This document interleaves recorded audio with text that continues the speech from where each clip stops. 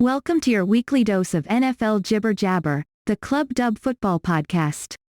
Remember to follow on Twitter, Insta, and watch video shows each week on YouTube. Want to get in touch? That's easy. Message through social or email clubdubpodcast@mail.com.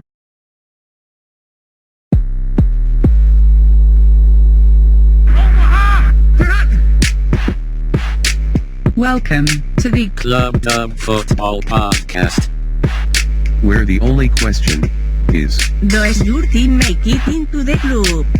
Can he get in? No, he cannot! The guys are ready, so let's hand over to Rob Rose, JB, PB and Aldrin, and get on with the show. Welcome, gents. Hi, Rob. So 7 days is a long time in the world of NFL, and as much as we want to be quick and brief with our last week recap, there is just the kind of meteoric news that cannot be rushed and cannot be simply ignored. That in NFL terms, there is now only one undefeated NFL team. The Arizona Cardinals sit 4-0 to top the NFC West, the NFC, and the NFL overall. They are the fourth team in history to have more than 30 points and 400 yards in each of their first four games. The other teams to achieve that feat made the Super Bowl.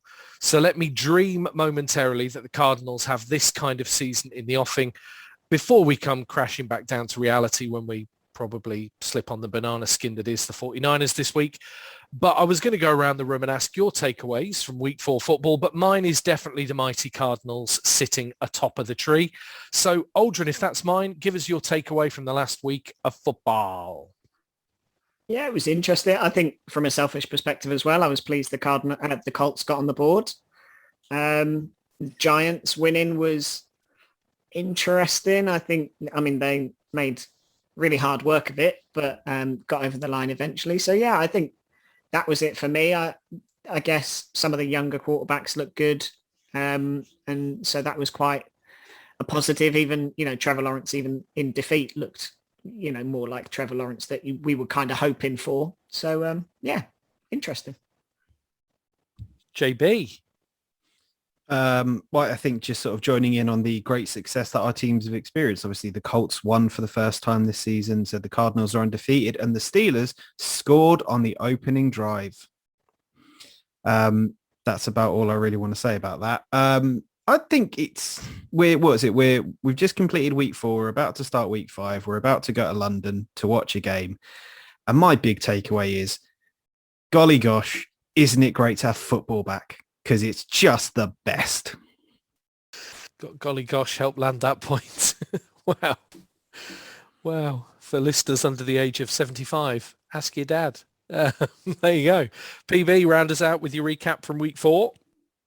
For me, the Jets winning, I think, over a team that we were potentially talking about as Super Bowl contenders in the Tennessee Titans. It's not like they scraped the win over a bottom of the barrel team. I think that's probably one of my takeaways. And also the fact that Trevor Lawrence may have looked reasonably good, Aldrin, but I think we may be approaching a position where Trevor Lawrence might have a new coach within the next few weeks, with the furore around Urban Meyer and his time in the discotheque on Saturday night, Sunday night, whenever it was. Who knows what's going to happen there? It sounds like he's lost the dressing room. So it's going to be interesting to see how that plays out in Jacksonville over the next few weeks. Goodness me. We get to round up a few quick bits, and that makes the roundup. I feel sorry for Mr. Urban Meyer. I think, I don't know, nothing to see here, the kind of thing that if it was in UK news would be fish and chip paper by the morning. But in America, maybe things are done a little differently. Do you know what? It was weird to see the renaissance of rookie quarterbacks, wasn't it? I think going into Sunday, there was only one rookie quarterback with a win, and that was Mac Jones over another rookie quarterback when they beat the Jets. So to see them start to spark into life was interesting. But Phil and JB, to just pick up on your points, how can the Steelers beat the Bills and the Titans beat the Seahawks, and all of a sudden just turn into, real turkeys this Sunday? I mean, you're absolutely right that the Titans were amongst our Super Bowl picks. The Steelers, I mean, still are amongst the playoff conversation, but real highs and lows for a couple of teams in the NFL.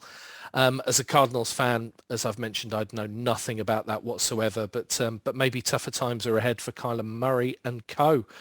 But if that kind of recaps the highlights and high points of week 4, let's get rolling into week 5. So for new listeners, here's how it works. We're each going to pick our game of the week. Once the speaker makes their argument, we'll all chip in with our thoughts, but ultimately it's down to the person who picks the game to pick their winner, and namely the team that they put into Club Dub. So with our first game of the week, tradition dictates, I'm coming to you, Aldrin. Who have you gone for? So I followed on from your excitement, and I've gone for the 49ers against the Cardinals this week because I think it poses a really interesting matchup. I guess historically, the Cardinals would have been, I guess, more worried about this fixture than maybe I think they probably should be this week. There's question marks over Garoppolo's fitness. I mean, I think that's perennially a conversation that you're going to have to deal with if you're Garoppolo's coach, is that at some point he is going to miss time and he's going to be injured. This time round, they've got an exciting rookie quarterback to kind of fill in for him, which maybe they haven't had in the past few years with, CJ Beathard and others, a merry-go-round almost of real low tier. Whereas I think Trey Lance coming in provides a bit of excitement and a bit of variation to maybe the game plan. He came in to the game last week and, numbers wise wasn't terrible. I think he connected on about 50% of his passes. So not great in that regard, and probably helped with some failings on the Seahawks side with, basically the Seahawks defense not covering Deebo Samuel on a 74-yard touchdown. But ultimately, Trey Lance put in 2 touchdowns, 150 plus yards, and another kind of 40, 50 yards on the ground. So I do think there's a lot of promise there. If he gets more snaps in practice this week and they tailor the game plan to him, which we know Shanahan can and probably will do, it makes things interesting. The Cardinals, though, like you said, Rob, I know they're sitting atop of the tree really in terms of performances, and I think it's the performances rather than the numbers that stand out for me. I think they look really confident. They look really aggressive this year. I think offense under Kyler Murray is absolutely singing at the minute. He's getting everybody involved. 2 weeks ago, you had Christian Kirk going off for 100 plus yards and touchdowns. Last week, it's AJ Green catching those touchdowns. There's a lot of variety and a lot of options on offense. So, I think a team coached by Shanahan always poses problems, regardless of who's at quarterback and, what issues they've got at running back, which again seems to be a perennial conversation we have about the 49ers and a lack of availability of their top tier running backs. But I think the Cardinals going into it this time, much more confident, looking good, and should be a shoo-in for the win, I think. I think you've made a good point there around kind of the 49ers and kind of the threat that they pose with Trey Lance as opposed to Jimmy G. I think as even the sort of the diehardest 49ers fan has got to have been looking at that situation as a when, not an if, this season that Lance kind of steps in and overtakes Jimmy G. And while I think some people were waiting for it to be a performance issue, I think most people, again, were kind of expecting it to be a Jimmy G's injured, so someone's got to step in. I think he's a solid quarterback. I think there are worse starters in the league. And I think, like as we saw in the season where he took them to the Super Bowl, he is a quarterback that can take you all the way. He's just not durable.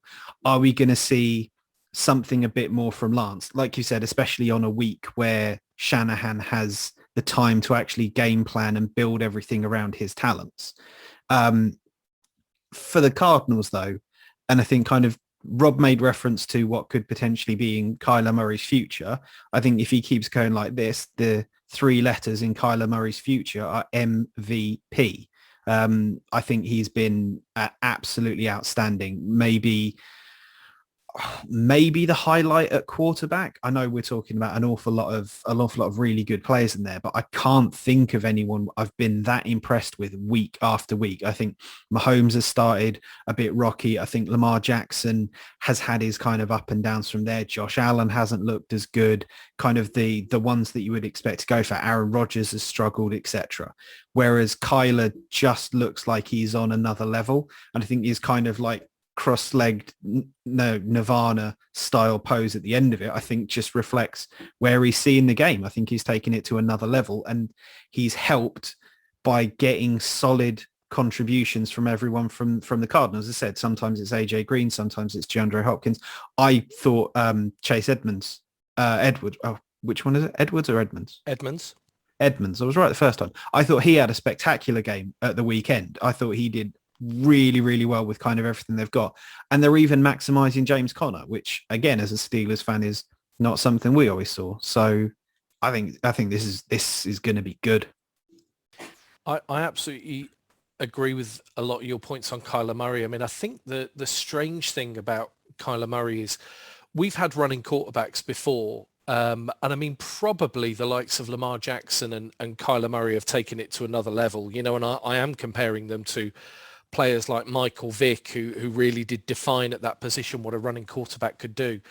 But I think the reason there are a couple of quarterbacks in the league now that take it to another level is that when you talk about Chase Edmond and Connor, the thing about the two of them is they're benefiting from Kyler Murray, because when you had a mobile quarterback in years gone by, you would have somebody playing the role of the quarterback spy. You would have somebody, typically that linebacker, coming in, and their job would be watch the quarterback, make sure the quarterback doesn't break containment. There is not a linebacker in the league that I've seen yet that is as good an athlete as Kyler Murray. Who are you going to put one-on-one to spy Murray and not imagine that he can't break out and scamper out? He's got that stop-start. He's got that stutter step that seems to take larger players off balance. And because you've got linebackers that have to focus on Murray, I think actually Connor and Edmond are really benefiting from that, as is the passing game. The reality is that Murray isn't the tallest quarterback, and if you have got big, tall players, with their arms high in the air, it makes life hard for him, but only having to get past one level with the defensive line, I think really opens up those throwing windows as well. So Murray is definitely the difference maker. The other thing, and I think this is going to be really close, the 49ers have a bit of a hoodoo over the Cardinals historically, and Shanahan is such a master tactician when it comes to taking big name players away from an offense. But I think this could come down to turnovers. The Cardinals are scoring good amounts of points. If you look at the only game really where we were pushed very close, and I mean, it couldn't have been closer ultimately against the Vikings, we failed to turn the ball over. In every other game, we've created those opportunities, whether it be, the Chandler Jones sacks and the strips, or the Byron Murphy interceptions. I think if the Cardinals can turn the ball over, they have every chance, because that offense is so explosive. I think if they can't, and if there's a good game plan from Shanahan on their offensive side of the ball, if the 49ers look after it, they could really push the Cardinals incredibly close. Yeah, all valid points. I think I'd agree with you as well. I think Murray's playing out of his skin. It's certainly the best start to a season he's had, and I think the Cardinals have had for many seasons. I think you look on the other side as well, the 49ers. I think they were on their 6th or 7th running back on Sunday, which through 4 weeks of the season is incredible. And I think at some point they've got to get that running game going, especially with a rookie quarterback. Depending on how long Garoppolo is going to be out for. You don't want all the pressure being on the quarterback having to throw the ball, because he's then going to have to throw it in every situation, and that's where I think turnovers will occur. Look at the Jets, for example, who haven't got a great running game, and Zach Wilson's leading the league in interceptions. So that's a problem that they're going to have to solve. But the 49ers are playing to a high level as well. So, I mean, I know they lost to the Seahawks, but I think it's almost a bit of a toss-up division. I genuinely think on their day, any of those teams can beat any of them. So whilst I think you would consider the Cardinals heavy favourites based on the fact they're the undefeated team, the Rams looked brilliant up until this week, and then the Cardinals took out the Rams. So either the Cardinals are the best team in that division by far, and they're going to walk out of this game still undefeated, or the 49ers are going to turn up and show that it really is it's a complete pick 'em division, and who knows what's going to happen. So I think it's got all the fixings of being potentially one of the games of the weekend. Yeah, let's hope so. And that coin flip game, let's hope it falls in AZ's favour. But there you go, Aldrin. There are all of our thoughts. But tell us, which of these two teams are finding their way into Club Derb? Well, I think I'm going with the game favourites, and I am going to put the Arizona Cardinals in Club Derb this week.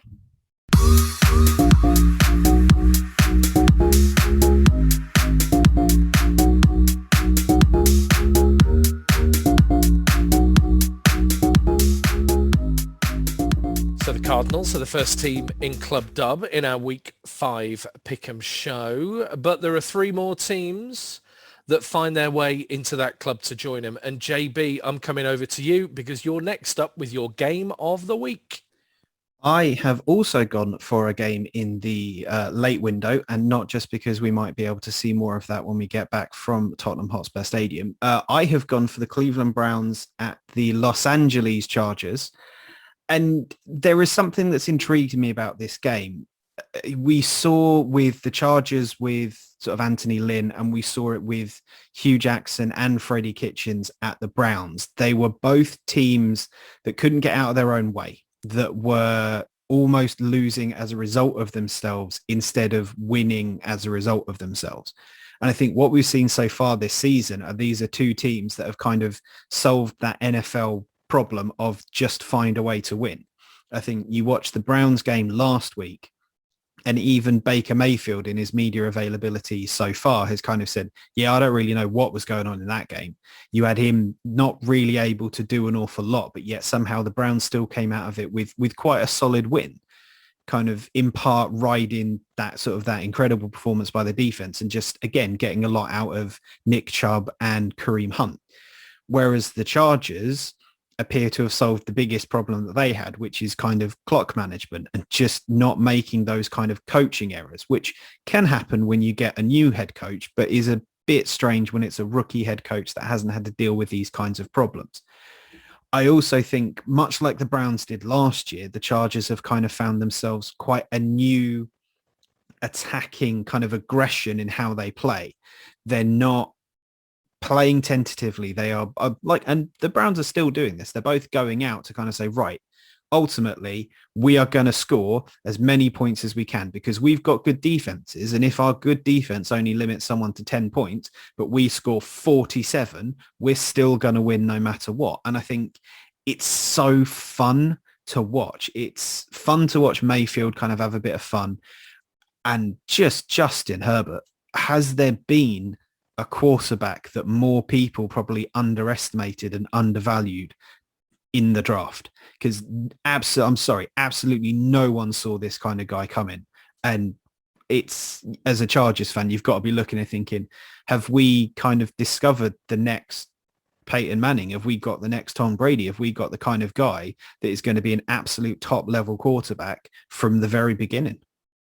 With a guy going, what did he go, 5th overall? I do think he was massively undervalued, but I think probably Tom Brady still wins that award, doesn't he? What was he, the 199th pick? Maybe more on Tom to come in the show. But do you know what? Your points are spot on. Here's the quick thing from me, and it's on the Browns side because I think I waxed lyrical about the Chargers last week. The thing about the Browns is they did a lot of things on Sunday that were reminiscent of the way the Browns kind of lost games in years gone by. There was a lot of talk about the connection between Baker Mayfield and, well, really, it does come down to Beckham Jr., doesn't it, I suppose, in his passing game, but how there seemed to be a lack of chemistry between Mayfield and those receivers at times, particularly on the longer plays. But you said it, JB, it didn't really matter. You know, when you've got Chubb and when you've got Kareem Hunt, you've got the ability to move the ball, the ability to put points up. And with a defense like that, isn't it a luxury when ultimately 14 points is enough? It was a little close at the end, but I think a game historically the Browns would have lost. they now win as a result of the fact they have a really talented and balanced roster and good coaching behind it as well. Yeah, I mean, I agree. I guess the Chargers are looking like the team I hoped they would be this year. I was hoping that Herbert was going to take a step. I was hoping that the clock management wouldn't get in their way and stifle their ability to win games. I was hoping that the defense would stay healthy enough to make an impact and put the balance back in the offense's court. And I guess everything's happened. So, I think they made really good decisions, the Chargers as an organization. I think, the head coach choice looks like it's working out. It's not stifled, Herbert's progression. Even bringing in a relatively inexperienced and defensive-minded coach hasn't taken anything away from that offense, really. If anything, I feel like they've got a little more balanced with Eckler being more involved in the game plan last night. I think he went off 100 plus yards, touchdowns galore. So he's looking really good. For the Browns, I don't know. I'm yet to be convinced, I guess. I know that they're winning. The defense looks really strong. But I don't know. I'm yet to see it. I think this is a battle between an even roster and an evenly balanced Browns team versus the highly charged offense of the Chargers. No pun intended. And I think if the Browns D have a big game and can kind of stifle the Chargers offense, then the Browns have got a chance. But I think if the Chargers get up, I think it's going to be very difficult for the Browns to then come back and win that game. So if I'd have picked this 4 weeks ago, I'd have probably picked the Browns to win this game. But now, in fact, today I have picked the Browns to win this game again. But it's I could easily see the Chargers running out with this one and taking the game. Herbert really does look like the real deal. And we'll come on to talk about the Chiefs, I'm sure. And Mahomes has been getting the plaudits for the last however many years. But what a stroke of luck for the Chargers for Herbert to come in when he did last year because of a medical mishap with Tyrod Taylor and just catching fire straight away. Herbert came in and looked the real deal as soon as he stepped foot on the field. So another great, I think there's some great games this week and this is going to be one of them. And it's a real toss-up. The Browns, I think, are definitely going to make the playoffs again this year. They've got a solid roster throughout, but I think the Chargers are probably the ones that can put up the most highlight reel plays on Sunday. So, yeah, we'll see what happens. So, yeah, Justin Herbert, the Brandon Staley effect, it just feels like there's an element of feel good around the Chargers.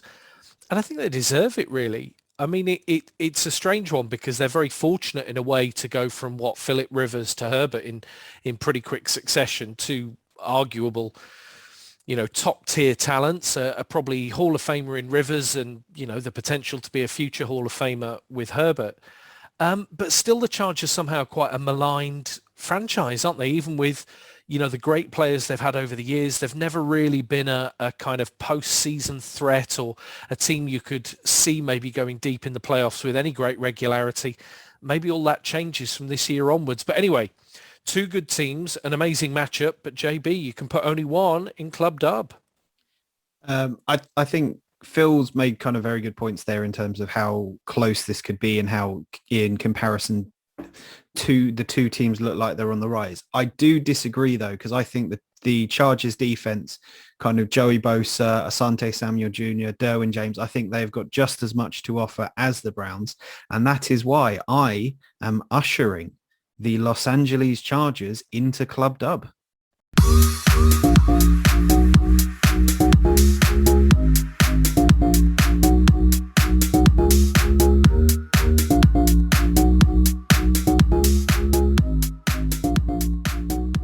So, 2 down. So what have we got? The Chargers and Cardinals in Club Dub already. 2 down, of course, means 2 to go. And PB, I am throwing over to you. And you have picked not only your game of the week, but arguably the slate of games game of the week. You've gone for the heavy hitters in the AFC. Talk us through it. Yeah, so like I say, there's some fantastic games on offer this week. And I think this is potentially the best of a lot of them. And before the season, probably the game, if you had to pick two teams to make it to the AFC Championship game, it would be these two teams, and I could still see that happening. But what a turn of events, I think if you look at week 1, when the Bills lost to what has been a faltering Steelers team since then, sorry, James, and the Chiefs kind of scraping past the Browns team and looking like they were going to lose that game, for then the Bills to come through the next 3 games with flying colours, they kept a goose egg. They kept the Dolphins down to 0, 35-0 in that game. Washington, they beat 43-21, and then they kept a 0 again this week, beating the Texans 40-0. So, they got a strong performance on D. Their offense has started to fire over the last 3 games after putting up only 16 points in week 1. So I think the Bills, took a little bit of time to get going, but are looking really strong. Then you look at the Chiefs, and who'd have picked the Chiefs to be 1-2 after 3 weeks? Looking at their games, the Browns, the Ravens, the Chargers, you could have easily probably seen them at 3-0. And the story of the Chiefs, I think, is not, I don't think they're misfiring on offense. I don't think it's a situation where they're not putting points on the board, because they are. They put 33 points, 35 points, 24, and then this week 42. But it's the Chiefs D that seems to have taken a step backwards this year. And they're letting points get put on the board against them so much more than they were last year. The Browns put up 29 in the loss in week 1. The Eagles put up 30 points in a loss this week, the weekend just gone. And then in the 2 games they lost, the Chargers put up 30 points and the Ravens put up 36 points on the Chiefs. You would not have thought that last year or the year before. So I think it shows the improvement that they need to make in their game if they want to be back in the Super Bowl again this year. It's all well and good having all your playmakers like Tyreek Hill and Travis Kelce, etc., kind of putting scores on the board for you. But if you're kind of letting the touchdowns come back straight away afterwards, then you're not going to win many games. So I think they need to tighten that up in a big way. And I could see the Bills, again, putting up 30 plus points on them this week. And the Bills D seem to be in a good position. So I think, again, this is one, if you picked it before the season, you probably have picked the Chiefs to win. But for me, I think the Bills are probably the stronger team at this point in the season. I think that it's going to be a real tough game for the Chiefs to get anything out of. I'm with you, and I'm not, just because I don't ever count out the Chiefs at the minute. I know they went over a couple of games where they didn't look great, but I think if you watch them, in the last slate of games, they finally got Tyreek Hill involved, and it made so much of a difference. I mean, the guy went off, and even, really late in the game when they'd got the game sewn up, really, finding Tyreek Hill on a 70-plus yard touchdown and just dropping it into the breadbasket for him to carry it into the end zone was, classic Mahomes and exactly what you expect to see from the Chiefs. So I don't ever count them out. I think you're 100% right that their D is not anywhere near the level that they need to be. And I think some of that is probably the free agents that they let go. I think they had Bashard Breeland, who maybe not one of the big flash kind of stellar names that you think of, but a really serviceable guy in that backfield, and was just, holding things together. I don't think they've replaced him. And there's other pieces on D that they've just not replaced really. And I think it's been showing this year. Flip side, like you said, the Bills are looking exciting again. I don't know that Josh Allen's maybe looking like last year's Josh Allen, but equally, I think he looks a real threat still. Like you said, they really got going, and the defense, I think, has stepped up. I know some of the names you rattled off that they kept a 0 against. I mean, I think a lot of teams will keep zeros against the Texans, quarterbacked by Davis Mills this year. But equally, you've still got to go and do it, and you can only beat the teams in front of you, and that's what they're doing. So, yeah, I know it's the pick of the game, but I don't envy you having to pick a winner out of it, because it could really go either way. But I do think it'll be an exciting one. So I think the big thing, as we're talking about the Chiefs' defense, because I think that is kind of their Achilles heel, I think the big thing to consider there is balance.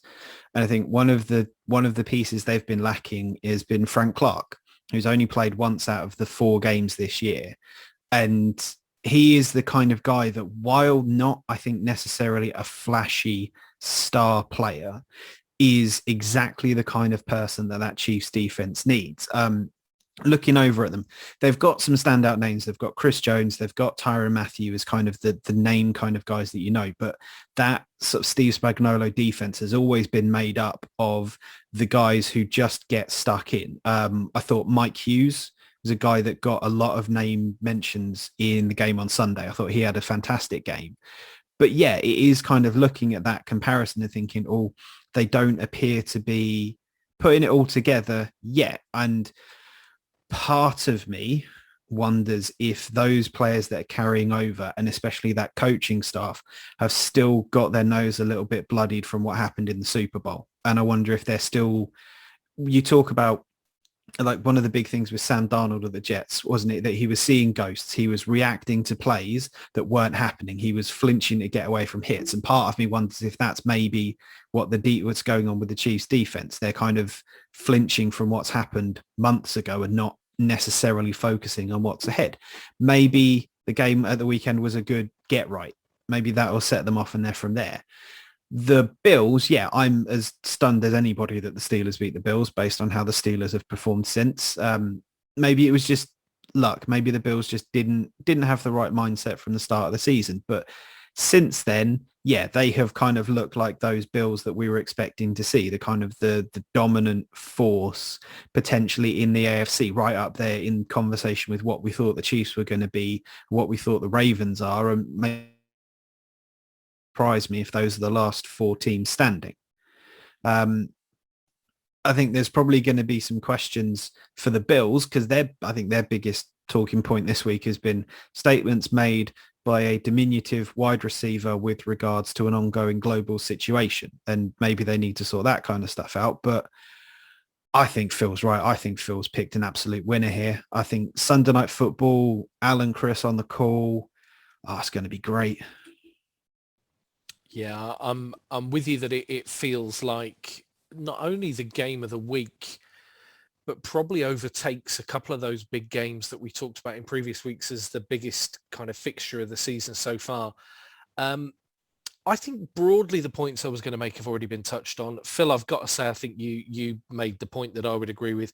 When you've got to score more than 30 points every game to win, that's problematic, whoever your quarterback is, whether it's Mahomes or whether it's Murray or whatever it might be.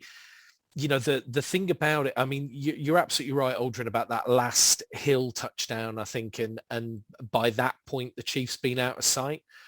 But actually, there was a long time in this game where you felt like the Eagles were hanging around and you know, there was an awful lot of time where those Spags defenses have never been the most frugal, or certainly you'd probably have to go back a while to find a really, really frugal defense. But they've always kind of found a way to get those stops when they needed them against big opposition. And I don't know, I'm not quite sure how great an offense the Eagles are.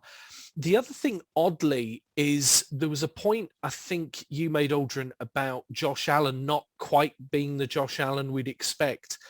I think there's a little bit of that, but also I'm surprised how quiet Stephon Diggs has been. I mean, this weekend he felt busier and felt more active and maybe he's getting back to it. But yeah, maybe it's the Diggs element that I was expecting to be a little more explosive. I mean, the points they're putting up look great. But I mean, against the Texans, I mean, you're getting the ball back every kind of fourth snap that the opposition's taking. I mean, that really was, you know, cataclysmic. And we talked about the Texans early on, and I said, look, you know what, they're well organized, they look well coached, but they have now got a big problem. And I don't think it's the coaching, it's simply the fact they've got a quarterback way out of his depth. And the problem is when all of your talent is on the running side of the ball all of a sudden, you know, and the talent you've got is three pretty decent running backs. Well, good teams can take that away from you and they can make a kid who looks like a deer in the headlights throw the ball. And that is just fraught with issues for me. So yeah, I think the Bills have looked really, really good against bad opposition, but sometimes that's all you need to get your mojo back. The Chiefs I do worry for. I think against the very best, you know, they're not going to be winning with the kind of regularity you need to get yourself back to the Super Bowl. But yeah, good points all round. And PB, we're coming back to you. I think we kind of got a sense of your choice early on, but tell us, who are you putting in Club Dub? Yeah, I've gone against the grain on this. You three have all gone for the Chiefs, but for me, I think the Bills are going to take this game, take a measure of revenge, and I think the Bills, yeah, for me, are going in Club Dub.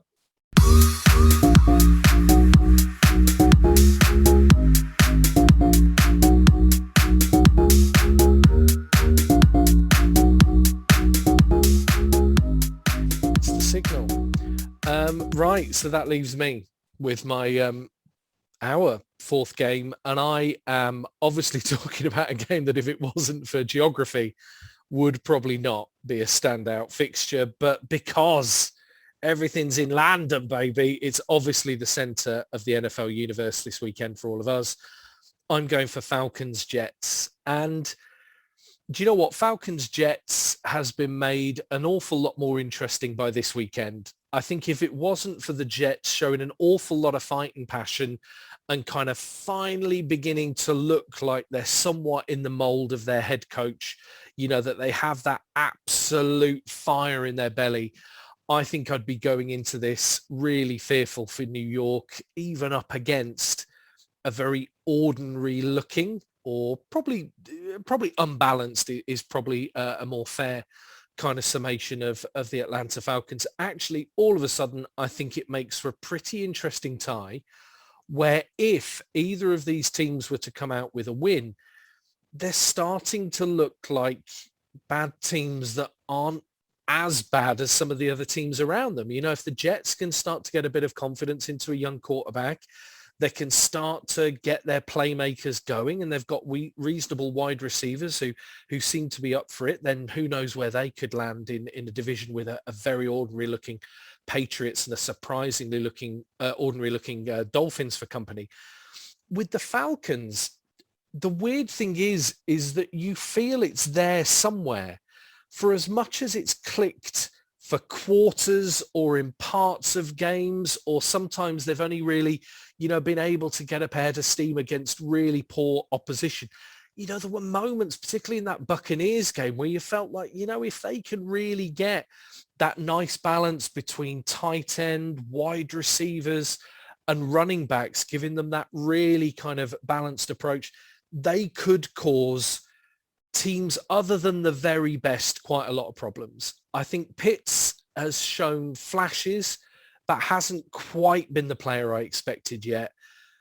But having said that, for all of the players in Atlanta who I don't think have quite hit their potential, there's a player I'm going to mention in a little while when we get to our hot topic, and we talk about our big surprise takeaway from the season so far. How on earth is Patterson all of a sudden looking like a brilliant deep threat, big-bodied wide receiver that can go up and get a ball, when ultimately he was kept on so many rosters because of his kick returning ability and, let's be honest, significant kick returning ability, but very little else. He suddenly looks like the red zone threat.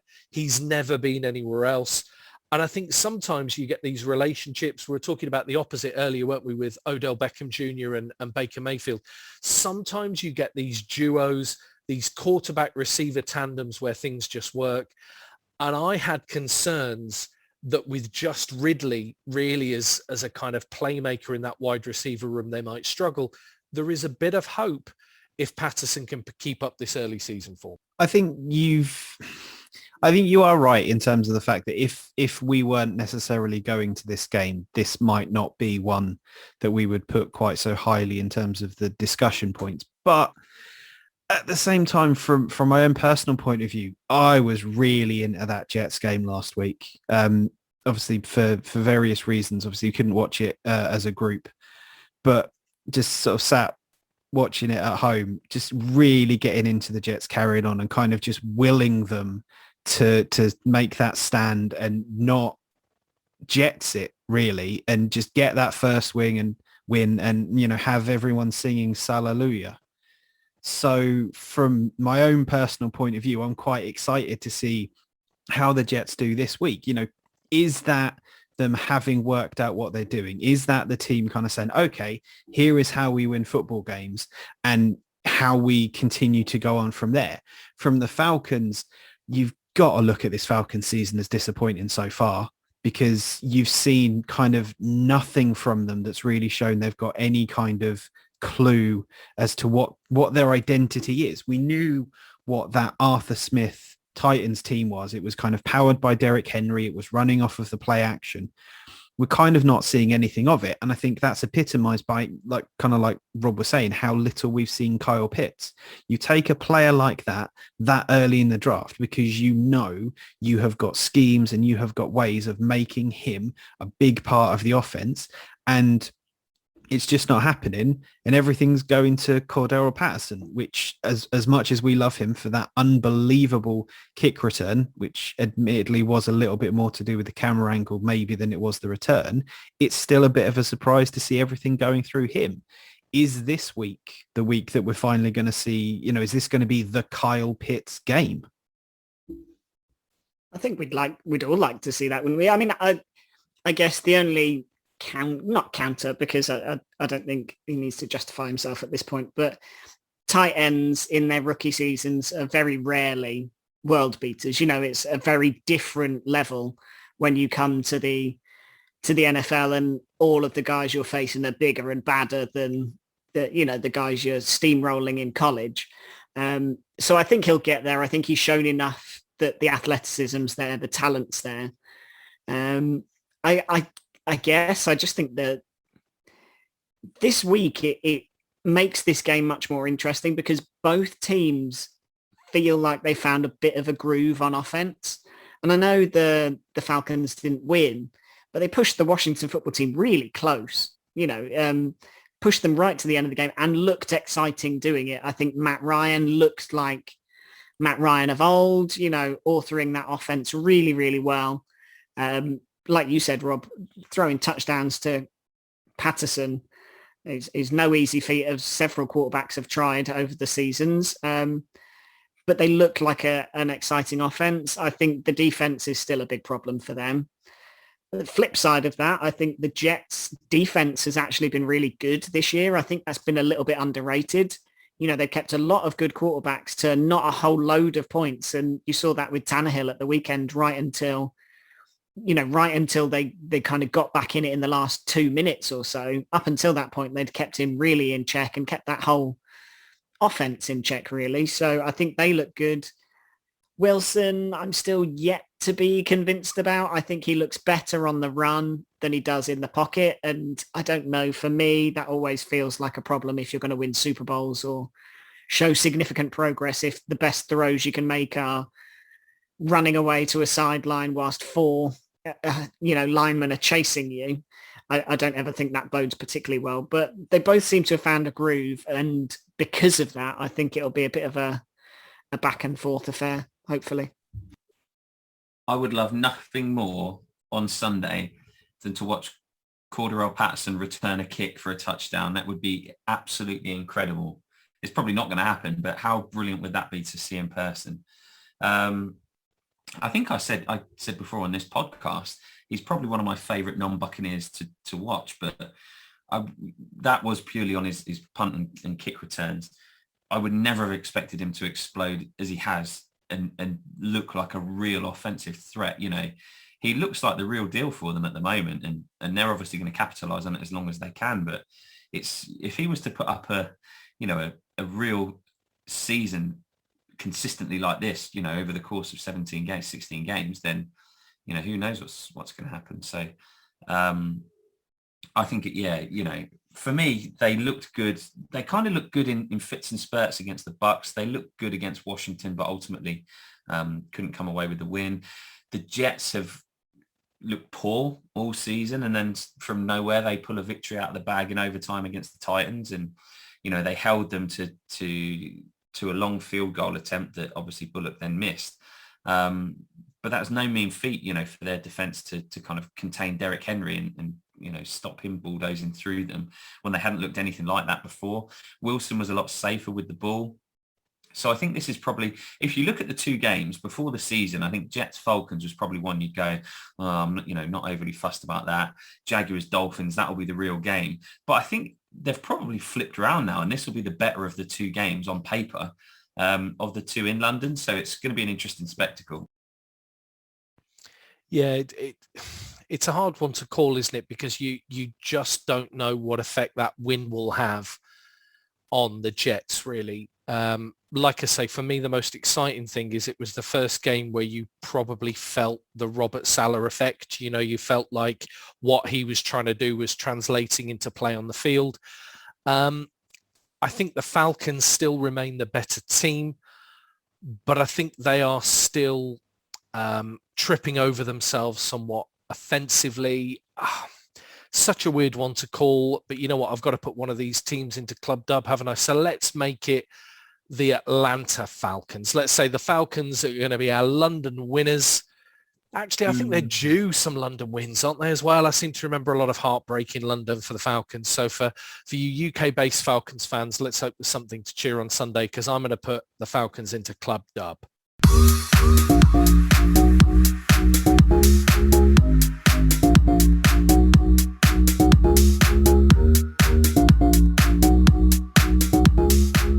What do Falcons do?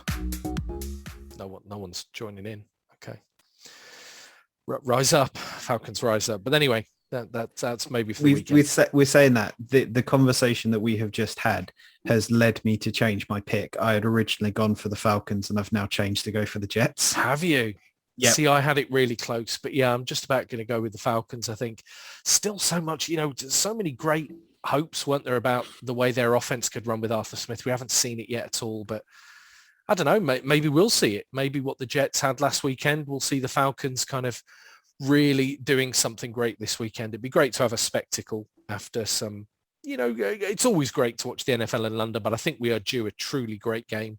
And maybe this could be it. So we're going to round out with a quick whip around the room with our weekly hot topic. And this week, gentlemen, I have trampled all over mine. So I'll go first, because the hot topic we decided on this week was what has surprised you most 4 weeks into the new NFL season, as broad as that. And do you know what? I'm going to go with the guy we've just been talking about, Cordarrelle Patterson, a wide receiver who was always really seen as a kick returner, who a number of head coaches and OCs have tried to turn into kind of some hybrid running back with absolutely no success at all. And all of a sudden, 4 weeks into the season, this guy has 4 receiving touchdowns, the best part of 250 yards. And, not only 250 yards, but he's accelerating. If he can play as he has the last 2 weeks, you can only expect that to grow pretty significantly. And this is a guy who's suddenly looking like a top 5, certainly top 10 receiver in the league out of nowhere. I mean, if you think 4 receiving touchdowns already this season puts him level with his best ever year going back to his early career with the Vikings. I mean, this is just how significant this has been. But the other thing for me is this, we've talked about these kind of NFL mirages, these players who flash 1 minute and are gone the next. I mean, I noticed John Ross pop up on the highlight reel this weekend in the NFL, and I don't think we may ever see him again. But you know what? You watch Patterson play all of a sudden, and you think all the attributes are there, that big body strength, the fact that Matt Ryan seems really comfortable throwing the ball in his direction for, contested catches, that there seems to be an element of faith in Patterson that we've never seen before. So do you know what? My hot topic surprise through week 4 of the NFL season is Cordarrelle Patterson playing out of his skin for the Atlanta Falcons. So with me having thrown that one out there, JB, what have you got? So I'm following a similar kind of tack. I think I sent a message in our podcast chat talking about how at that certain point on Sunday, we had the amazing fact that Cordarrelle Patterson was the best wide receiver in the league, and Sam Darnold might be one of the best quarterbacks. And I think Sam Darnold is my biggest surprise, because I think there was a lot of backwards and forwards as was he the right choice for the Jets when they drafted him? Was he the kind of guy that could have got the Jets places? And I think if ever there is an example of how sometimes like a change can do you good, it's that. I think him getting into Charlotte, North Carolina, him pairing up with Matt Rule has produced I think what the Panthers were probably hoping Teddy Bridgewater was going to do last year, which is kind of give the team a kind of galvanizing figure, someone that they can kind of rally around and look to as the leader of the team and go from there. I think DJ Moore's having a fantastic season so far.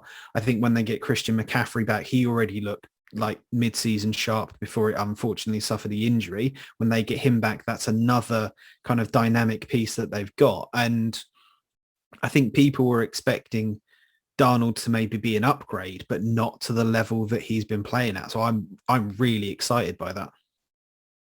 Yeah, Darnold looks absolutely legit. Great with his feet as well. I know we saw him running for his life in New York, but yeah, great with his feet so far this season. I think, has he got something ridiculous like 4 or 5 rushing touchdowns? Was that a quote from Red Zone? I was still in there at the weekend, something like that, which is just absolutely nuts. And yeah, he just looks really competitive. So 2 absolutely great shouts so far. But so far we've stuck with players.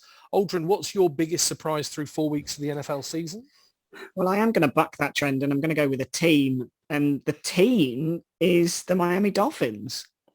I just don't know where they are and when they're going to turn up, I guess. I felt this year was going to be maybe the year that they took another step. You know, last year, I think we were all pretty effusive in our praise of the Dolphins and how pretty good they looked.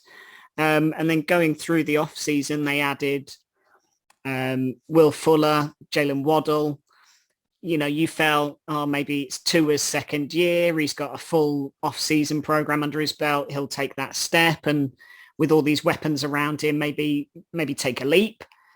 And that really hasn't happened. That offense just really has not got going at all. Obviously, Tua's now injured and they're leaning on Jacoby Brissett, who, whilst I think is probably one of the better backups in the league, I think has maybe shown that he's not more than that.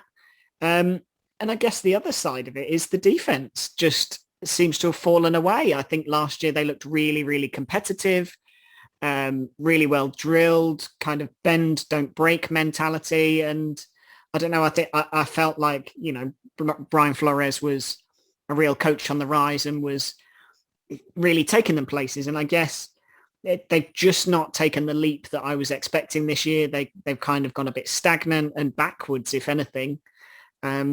So yeah, for me, it's just the Dolphins underperforming. And admittedly, I was quite happy for the Colts to capitalize on that at the weekend, but still, they were a long way behind a poor Colts team, in my opinion, you know, this season. And I don't know, I was just expecting them to take a leap and be exciting, and that's just not happened. Yeah, it's been weird, hasn't it? Particularly with Brissett. You know what we talked earlier, and it wasn't my point, I forget who said it, about that feeling around the Chargers, you know, that everything feels like it's going the right way. There's a real feel-good factor. Do you know what? The Dolphins is kind of the opposite, isn't it? Jacoby Brissett, every time he was walking off the field, there was just angst. You know, he was just always frustrated by something or with someone, and it just feels like the big problem for me with the Dolphins is they're only a quarterback away from being a really good team. The problem is we all know just how important a quarterback is and how hard they are to find. I mean, I don't know, maybe just Deshaun Watson answers prayers and that situation sorts itself out, but it doesn't feel like Tua's going to add a lot when he comes back. But yeah, I like that. The Dolphins, our third surprise. PB, round us out, not only with the fourth surprise, but also round out the show. What's your surprise through 4 weeks? For me, I think I'm going to go the other end of the spectrum and say the team that surprised me the most is the Bengals. You know, who would have picked them to be 3-1 after the first 4 games of the season? Sorry, pause for water. You know, they've had some tough games. If you looked at, you know, they beat a Vikings team in overtime who ran the Cardinals close. They've beaten the Steelers, who've been a bit up and down, and they've beaten the Jags. The anomaly, I guess, would be losing to the Bears. But, you know, they look like a decent team. Burrow has showed flashes last year, and then he's recovered well from his serious injury. And he looks like, you know, he's the main man for them at quarterback. He's got a good connection with all 3-4 of their top receiving core. And I think they've probably got a top 10, you know, receiver group within the league. Rob, I know you're not so sold on them, but picking Jamar Chase over Penei Sewell in the draft was a bit of a strange choice, we all thought at the time, but actually looks like they've got a great connection. So, yeah, for me, them being 3-1 is a real big surprise. And who knows from here? You know, I think I can't remember what the stat is, but there's a high percentage chance of those teams that go 3-1 of making the playoffs. It would have, you know, at the start of the season to say that the Bengals are going to make the playoffs at the end of the year would have been a big surprise, but who knows what way that's going to go. So for me, yeah, I think they're my surprise of the season so far. I think super to see Burrow come back from the injury the way he has. I don't know, maybe wasn't convinced by him last season because I didn't see him doing anything like what I saw from maybe Herbert with the Chargers. But actually, you know, you saw him in that Steelers game lead a team, you know, really lead a team in challenging circumstances. And you're absolutely right about that connection to Jamar Chase. I think that could be, you know, a connection that those fans in Cincinnati enjoy for an awfully long time. It's a weird one because for a long time they were quite a difficult team to like, the Bengals. You know, they had an awful lot of attitude and not a great deal to show for it. And the Marvin Lewis years were kind of lost years, really, in a lot of ways. But all of a sudden, as underdogs, they're maybe a little more likable and certainly a lot more watchable this season. So love it. So our hot topic gave us 4 very different picks of our surprises through 4 weeks. And that takes us to the end of another stellar pod. Absolutely gold standard stuff, gentlemen. You should all take a bow and feel remarkably proud. All that is left to do is to throw over to our resident statistician, JB, talk us through who's been doing well when it comes to picking winners in week 4. Week 4 took us all the way down to Monday Night Football as the game that would settle it. And ultimately with that, we saw Phil and Aldrin finish on 10-6, and we saw Rob and me finish on 11-5. And based on our previously agreed tiebreaker of Rob getting closer to the post on Thursday Night Football score, that is the second win of the season for our podcast hosts. Nice. I get to join 4 teams in Club Dub again this week. I'm liking the sound of this, particularly as the Cardinals are on board.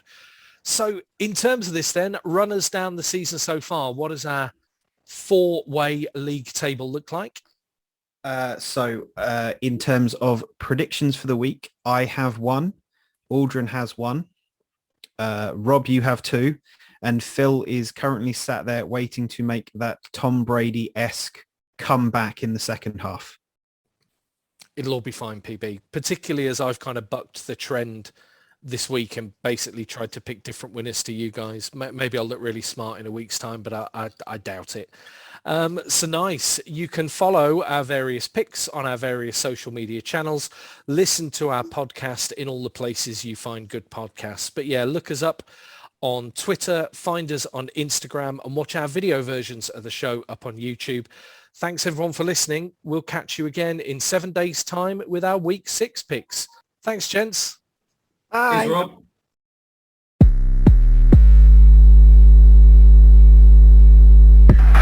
This is amazing.